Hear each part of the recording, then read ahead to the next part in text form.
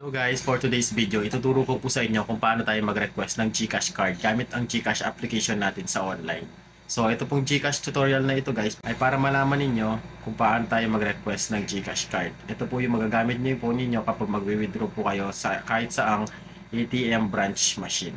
So sundan niyo lang po yung steps na ito guys sa screen na makikita ninyo.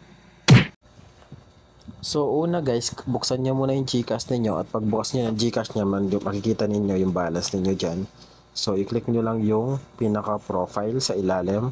So pag-click ninyo sa pinaka-profile sa ilalim, meron tayong makikita dyan na profile limits and my link accounts.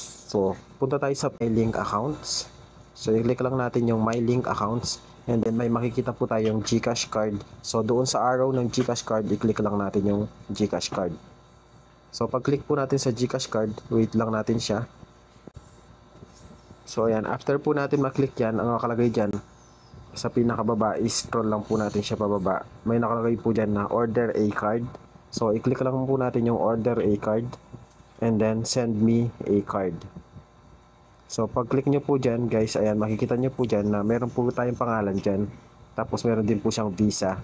So GCash card is meron po siyang bayad na 185 pesos. So ibig sabihin guys, kailangan kapag in-order nyo po itong card na ito, meron pong laman yung inyong GCash account para mabayaran nyo po yung 185 pesos.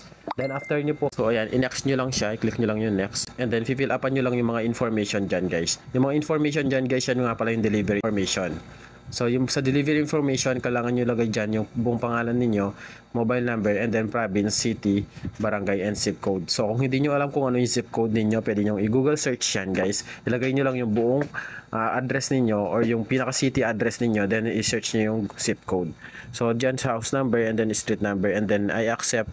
And then i-click nyo lang po yan sa ilalim sa and then i-click nyo po yung next. Guys, ganoon lang po kadali mag-order sa GCash natin sa mga wala pang GCash card. Gawin nyo lang po yung step by step na yan, tutorial na yan. So sa mga wala pang GCash dyan, gawin nyo lang po yung step by step tutorial na yan para makapag-order po kayo.